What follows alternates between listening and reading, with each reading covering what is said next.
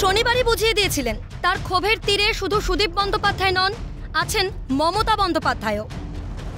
তো 8 তারিখ আমাকে মমতা বন্দ্যোপাধ্যায় ওর কথায় সরিয়ে দিলেন। এখন আমার প্রশ্ন যে আমাকে করতে কে বলেছিল? স্বাভাবিকভাবে এটা তো একটা অপমান, অসম্মান, অবমাননা। আমাকে করাই বা হলো কেন? আর আমাকে 7 মাসের মাথায় আমাকে ওইভাবে সরিয়ে দেওয়াই বা হলো কেন? আমি তো কোনোদিন কোনো কিছু হওয়ার জন্য কাউকে ধরা করা করি না। সোমবার বিধায়ক পদে ইস্তফা দেওয়ার আগে ফের জানান দিলেন সে কথা। এই দলে যাদের সাসপেনশন হওয়া উচিত, শোকজ করা উচিত এবং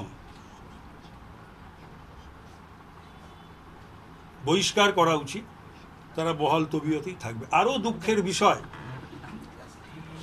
মাননীয় মুখ্যমন্ত্রী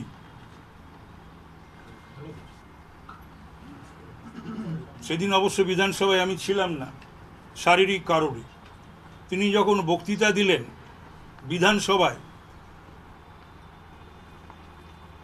আমার বাড়ি ইডি অভিযান, এটা উল্লেখ করতেই পারতেন। তিনি শেখ শাহজাহানকে ইডি টার্গেট করেছে সেটা বললেন। মুখ্যমন্ত্রীকে নিশানা করার পাশাপাশি নিশানা করলেন তার সরকারকেও। বললেন তার মুখ্য ইস্যু দুর্নীতি আর সন্দেশখালি। বিধায়ক পদে ইস্তফা দেওয়ার পর বললেন যন্ত্রণা তার এই কদিনের না, যন্ত্রণা বয়ে বেড়াচ্ছেন অনেক দিন। 52 দিন তো বটেই, একটু বেশি করে, তার আগের থেকেই ছিল, অনেক দিন ধরেই ছিল। কিন্তু ইদানিংকালে, আমি তো বললাম ইদানিংকালে যে এত এই দুর্নীতি দুর্নীতি দুর্নীতি, এখানে যাচ্ছি শুনছি অ্যাসেম্বলির ভেতরে, অ্যাসেম্বলির বাইরে, তারপরে এই আমাদের এই যে ঘটনাটা ঘটল সন্দেশখালি, সেই সমস্ত ব্যাপারগুলো আমার মনকে খুবই নাড়া দিয়েছে।